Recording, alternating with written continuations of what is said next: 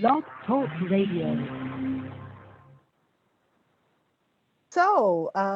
Welcome everyone. This is hashtag My Investing Story. And it is my true pleasure to have my co-host, my other co-host, not my regular co-host, but my other co-host, Jackie Cummings-Kowski. Hey. Yes, we've done some shows together in December, and it's really good to have her back because we have a special guest that is a regular, Bob Wynn, but we have his family investment club, which is it Real Enterprise Investment Club? Is that the whole name of it? Yes, REHL Wynn Enterprise. REHL Wynn, okay. Oh, Real WYNN. I get it. We're winners. Look, you can't have a last name like Wynn and not really use it, you know? Yeah, Right. Exactly. So yes, we're excited to have REHL Wynn Enterprise Investment Club, and we're going to have three of the members of the investment club introduce themselves. We'll start with Janelle, then we'll go to Ms. Clausel, and then Bob Wynn. Okay, wonderful. Well, hello everyone. I'm Janelle Johnson, and I'm part of the REHL Wynn Enterprise. I was kind of considered one of the young people who started off in the investment club group, and currently I'm now serving as the vice president of the investment club. Glad to be here to talk with you all. And hello, everybody. I'm Bob Wynn, and I am one of the members of the REHL Wynn Investment Club as well. You'll hear from one or two of my siblings, but it's actually the three sisters of mine plus myself who are the siblings that the club is named after. It's REHL, and that's Robert, Elizabeth, Helena, and Lorraine. And of course, the children of my siblings are part of this club as well. And a few of the grandchildren are part of the club as well. We founded it in December of 1999, which is a story in and of itself. I'll let someone else tell that story. And we've been going ever since. And my sister, who's not on right now, Helena, is the treasurer. And I'm the E in the REHL Wynn. I'm Elizabeth. I'm actually the baby sister living here in Tuskegee, Alabama. And I see that my son just came on, George Clausel II. He also is a partner in the club. But I am just elated to be here. And thank you so much for having us. Thank you. And Janelle, were you there at the founding of the club? I was just a young taking off her whippersnapper. diapers. Okay. That's true. So I may not have quite the memory of what happened as Mr. Robert Wynn does, but I do remember it was in Wisconsin. It was snowing. It was a cold Christmas. And one of the amazing things about our family is that we all live in almost different time zones, different parts of the country. And every 2 years we do meet in person for a formal kind of family reunion, Christmas reunion. And during that time, it was when my uncle, Robert Wynn, proposed to the group to start an investment club. And so there was a lot of discussion about what that would mean, what that would look like. And I think that's kind of like when it started. So technically we are an investment club that has been meeting virtually before Zoom existed. We were a virtual club doing conference call in, and we actually would only meet really in person once every 2 years. It was really just totally all virtual. So I think we were kind of a little bit ahead of our time in technology and moving forward in that sense. Mm-hmm. And so the club was started, and I've heard the Genesis story, but Bob, you can definitely tell it, because it was the December of '99. It was, yeah, because we meet every odd year or for Christmas. That's just when we started. So we've been consistent on that rotation, actually starting in probably 1993. It was after my mom had passed away. But Liz was there. She was sort of representing the yays and the nays. So I'll let her share what happened, because I'm kind of biased. yes, we were having Christmas at Bob's house. And I'm loving to tell this part because when Bob said he had something to talk to the family about, and he shared about our family becoming an investment club, and he was informing us how it would work and the benefits that would happen. And I'm saying that because I was so green. I mean, I was clueless. I was one of those, never thought of investing, didn't know about investing, didn't know we of color really invested per se. And so with me over these years, it has really been a learning experience. And so my son that's on, and so he was sitting there, and he at the time absolutely did not want to join or just seeing, but in saying that, he has been thoroughly glad, let's put it that way, that his mother said, you can be 50 years old, but you're going to be in this club. And I tell him, I saw today. I didn't quite understand it, but I knew if I hung in there with Bob, I was headed somewhere. Wow. My mom isn't on, but I think she would do a little hallelujah dance right now with Yeah, my son had to sum up. Yeah, I mean, because and I'm glad that two other family members outside of Bob told the Genesis story, because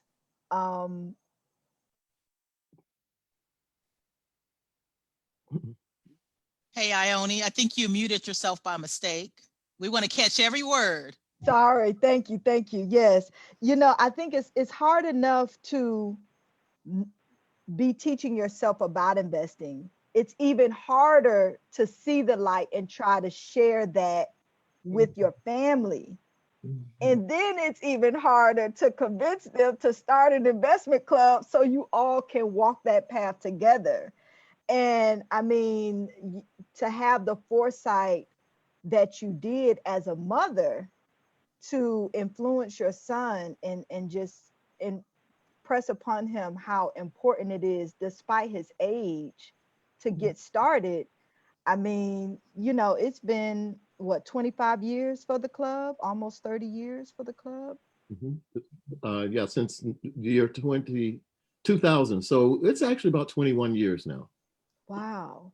And so, Ms. Clausell, you saw now then, how does it feel right now being here and having 20 plus years of the family club under your belt?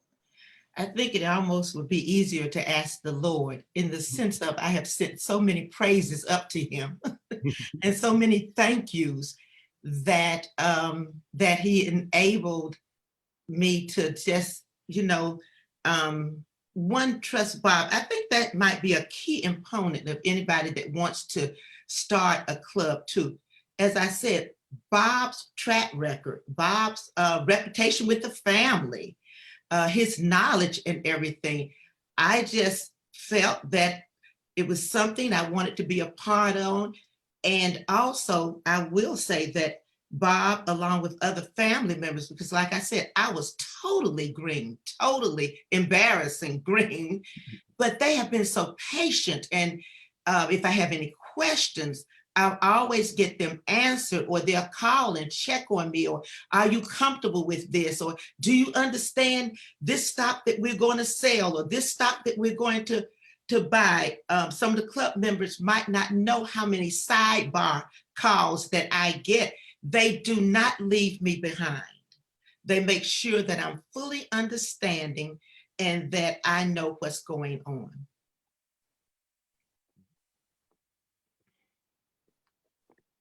I'm leaving it for you, Jackie, because my heart is wide open. So I know. I think that's so great. I mean, I'm listening and I'm so jealous because I wish that I had like a family club like this. Like I have family. I only have one daughter, but I have 11 nieces and nephews.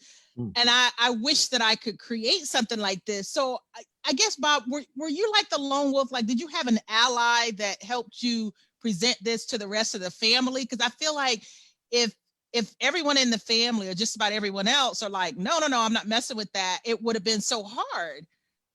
Well, what happened was I was developing my career in financial education, and I think I was already on the board of Better Investing. Of course, that opens your eyes and you see what the mainstream is doing, and you want to bring it to your own community. So I had actually started Asset Builders, a nonprofit that was going to outreach and bring more financial literacy into the community. And I just kept having this dislocated feeling that, how can I be doing all of this outside of my own household and family? And I knew some of my family didn't even have this the way they should. And so I knew I was going to outreach and start doing this in the community. And I just basically tried my luck at commandeering the family and saying, we have to start this, only because I just felt it would be an imbalance to do all this for, other people and not even be doing it for my own family.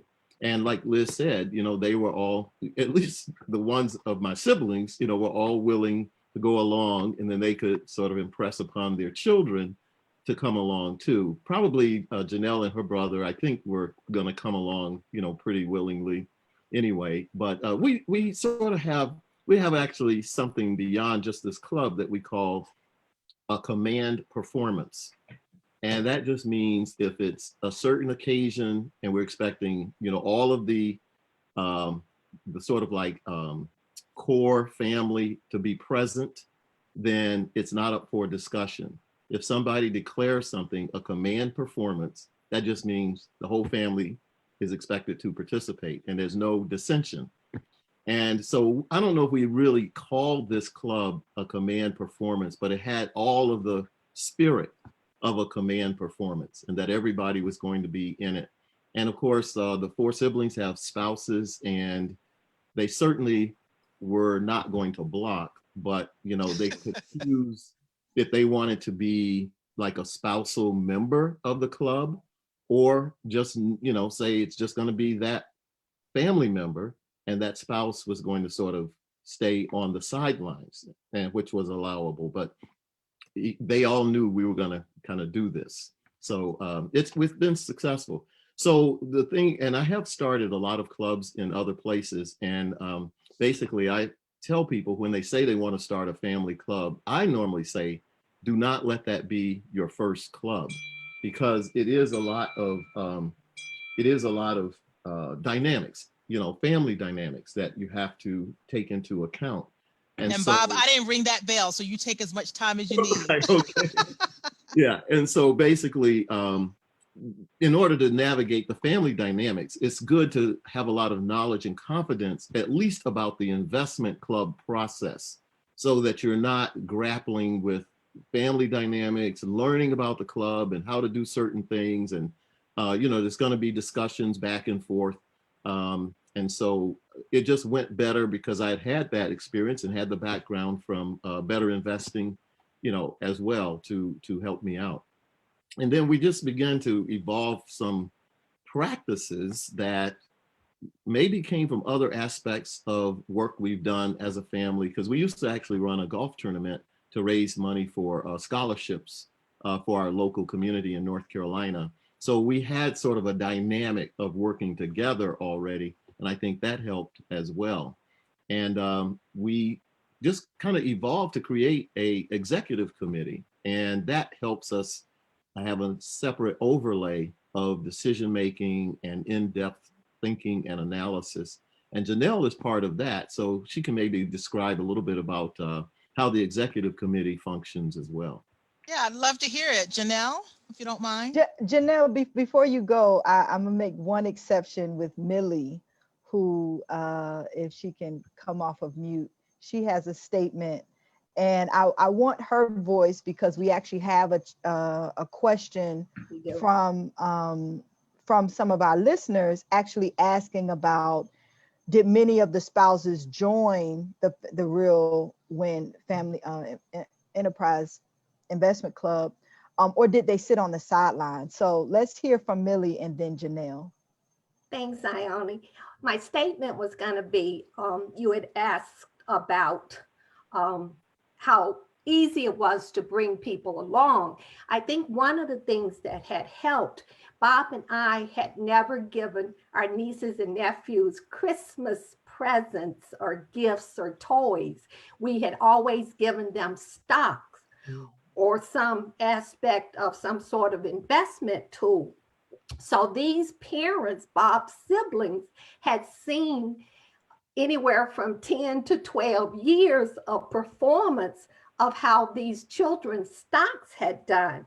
So we didn't have to convince them that it was a real vehicle, because I think somebody had McDonald's, somebody had Disney. I think G had Disney. Janelle initially had, it wasn't G. It was now Verizon, whatever they sold. Yeah, so it had changed a couple of times. So we had given them examples of what, and our youngest had actually gotten a kind of a mutual fund, because by then things had evolved. So I think that was part of the ability to bring the siblings along. And then to the question, I am a spouse and I've been at the table since the beginning. And I would say that all of the spouses have a working knowledge of what we do. Some are more active than others. And one of the spouses has an economics background. So he's constantly giving us technical consults. He's not an active member, but he definitely gives us some heads up about the things he's reading. And I would say more than anything, none of the spouses blocked. And so the fact that there was no opposition to what was being done says a lot. Thank you so much for that, Millie. Wow. Well, I guess to follow up with that also is just kind of how we're organized at this time. So one, I will say, we have been fortunate to have a club that has continued on without any major strife or challenges. I do think one is probably also just because of our family dynamics. The Wynn family doesn't do a lot of drama, and we kind of, are very into loving. I think my grandparents, their parents were very big on, the family dynamics and being a family. And so I think we try to kind of move forward on anything that feels, and there's a saying that my mom always uses, wear your garments loosely. So even if, your stock wasn't selected, you learn to move on and carry onward. Even so, just till the next time.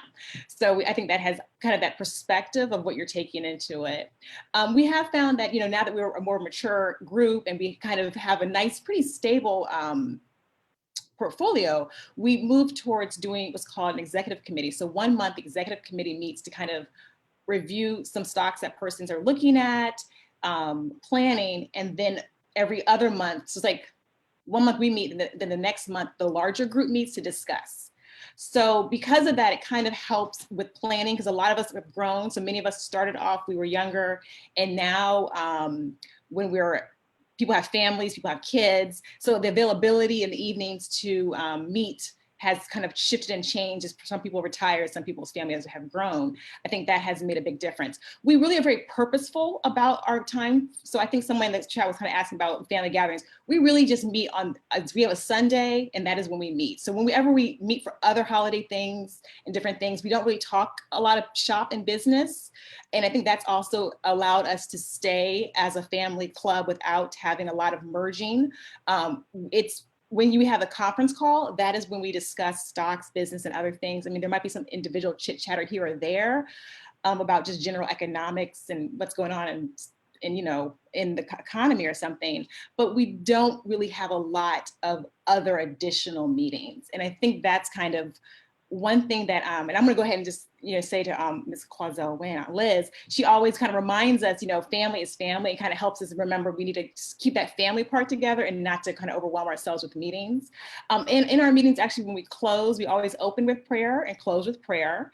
And we also do a round robin of kind of just good news sharing, just to kind of keep that family dynamics there. So I want to say that if anyone was going into even any club, I mean, we all are involved in a lot of different things. You kind of have to always keep a lightness to it. I think it is work to do something, but having that balanced approach. And money's personal. Everyone comes with their different money story and their different value story of how they look at money.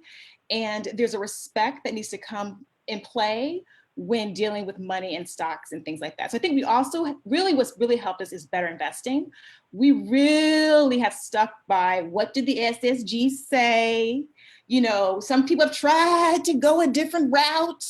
And I would say, I think it sounds good and I think you should put it in your portfolio, but is that what we're doing? Because we're learning. So I think we're kind of focusing on what are we teaching? And we've, done some kind of fun things, but I feel that staying course and kind of following an outline has helped us stay focused so that we kind of have a pattern that we're rooting for, and that kind of works for us. So of course, other groups may want to be a little bit more creative, a little more interesting. We also have an amazing treasurer. So I would say whoever wants to start an investment club finds an amazing treasurer.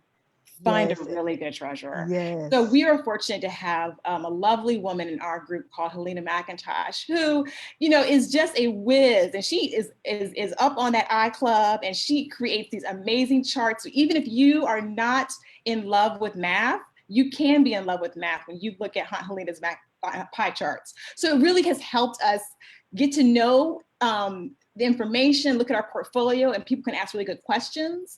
So I think having someone there is leadership that is needed for a club to go well, because when you have those reports, it also kind of puts to play, like, this is what's really working. And then even if we're doubtful, you can kind of see the proof is in the pudding kind of thing. So I want to say Better Investing, to me, the organization has been a really good anchor for us to help learn. And also we've had team members attend to some of the trainings to learn about SSGs, have gone to some of the conferences. So that has kind of also helped people kind of stay abreast, learning and getting new information.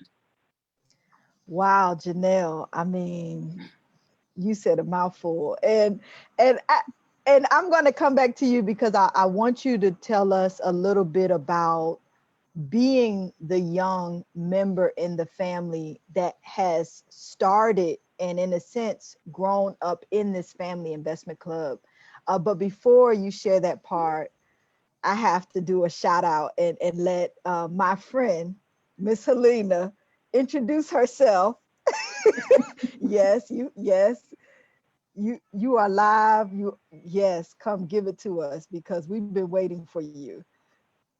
Well, first of all, I certainly would like to say good evening to everyone and apologize for being a little tardy, but I was at another meeting, but I left that because I said I have a family meeting with our family friend, the McNeills, and I must be there.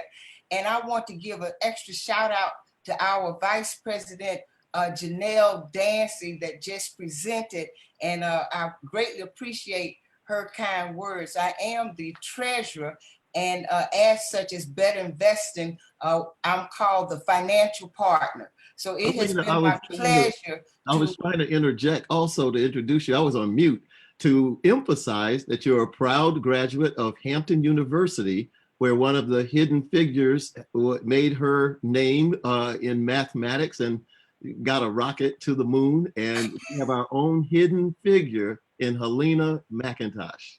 Yes, yes. Kudos. You can see that this family, we're full of love, so that keeps us going. But I'm happy to be here with you and, share any information that we might have in regard to treasurer assignments, etc. Helena, while you have the floor, talk a little bit about just the responsibility of treasurer, because that is so key for any successful investment club. And then any sort of little tips that you have for somebody who's going to take on the role of treasurer. And I know that we have one or two people that I've been in touch with that are thinking about starting investment clubs. And I think some Ionnie's working with some startups too. Well, first of all, I would just say, as the financial partner of the club, the major responsibilities as defined by the Better Investing organization, my responsibility is to collect the dues and the fees for the club, and I'm responsible for any expenses and disbursements that are required by the club. I also handle the various transactions that involve trades for the buy and sell transactions in the club. So the treasurer does have quite a bit of responsibility, and other transactions would be recording the DRIPs. That means the dividend investment plan for the various stocks in your particular portfolio. As dividends are generated, you have to make those transactions, and also any mergers that take place or splits that take place. So we've had various activities with, because we own Apple, so that was involved in a particular split, and we've had mergers, etc. Now, my main responsibility each month, I have to generate various reports for the club. And the main report is the valuation statement, which gives you an overview of your total portfolio of your cash balances in your bank, plus your brokerage, and then the amount of equities that you also have. So I think, as Bob put in the preview, we've been in effect for about 20 years, and we do have over 100,000, that we have in our total portfolio. So the club is growing well. And in addition to the valuation statement, we generate the member status report. This is the report that maintains and displays the total value of each member of the club. So it's what they have at that particular time and what their percent ownership would be. And we also have the cash journal report, the complete journal ledger, etc. So these are various reports that we give on a regular monthly basis. But now that we're at the end of the year, we're finished 2020. So now it's tax time. And so the treasurer's responsibility also involves generating what they call year-end reports. And that will be forthcoming for our